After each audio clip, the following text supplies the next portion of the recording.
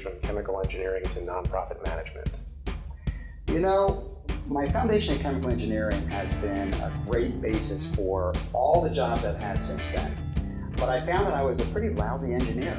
And so after spending 5 years at Air Products, I took the opportunity to go back to business school, moved to Chicago, and ended up going right back into the chemical industry after business school. But found that when I was relocated to the DC area to work for my family's business, I had spent about 7 years on the road selling water treatment systems, and I was a one-man shop. I spent a lot of time behind the windshield and didn't have that sense of team.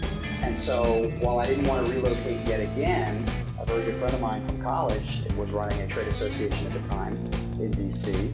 We had dinner together, and she said, "You need to look at a chemical trade association based on your background." And that's what got me into the whole nonprofit sector. How did you first learn about the industrial hygiene profession? I have been exposed to industrial hygiene since my first week as an engineer at Air Products. Back then, before the OSHA PSM program, there was something called Community Right to Know. And all of the new hires at Air Products had to go through the Right to Know training. And so I became exposed to OSHA and the requirements for community health and wellness. And my first gig at Air Products was monitoring an application at a customer facility in Ohio.